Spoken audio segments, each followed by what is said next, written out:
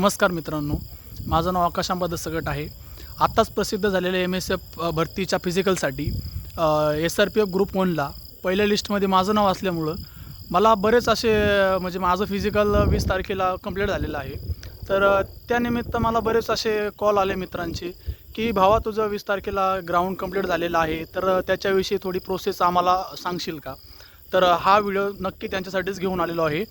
तर मित्रांनो, तुम्ही MSFच्या भरतीला जात असताना ठीक आहे, तर त्या ठिकाणी अशी प्रोसेस आहे की त्या ठिकाणी तुम्ही आवेदन अर्ज आणि पैसे भरल्याची पावती सोबत असू द्या आणि त्यानंतर 10वी आणि 12वीचा मार्क लिस्ट सोबत असू द्या आणि आधार कार्ड आणि पॅन कार्ड हे दोन्ही पण सोबत असले तर एकदम ओके. आणि त्याच्यानंतर ह्या सगळ्यांचे एक झेरॉक्स सेट तुमच्यासोबत असणं गरजेचं आहे. आणि डोमोसाईल ज्यावेळेस तुम्ही अप्लाय केलं होतं ना 2020 किंवा 19ला, 2020च्या अगोदरचं डोमोसाईल तुमच्याकडे असलं तर एकदम ठीकच आहे.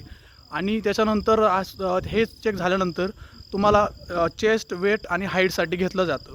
ठीक आहे. त्याच्यानंतर हाईट चेक केली जाते. हाईट कंपल्सरी 170 सेंटीमीटर घेतली जाते. जर 170 सेंटीमीटर नसेल तर त्याला डिस्क्वालिफाय केलं जाते. आणि त्याच्यानंतर वेट घेतलं जाते. वेट 60 किलो, जर 60 किलो एकदम परफेक्ट 60 किलो असेल तरच त्याला क्वालिफाय केलं जाते. आणि त्याच्यानंतर 60पेक्षा 500 ग्रॅम जरी कमी असेल तर त्याला डिस्क्वालिफाय केलं जाते. आणि त्याच्यानंतर चेस्ट घेतली जाते. ठीक आहे. आणि त्या ठिकाणी आपल्याला चेस्ट नंबर दिला जातो आहे.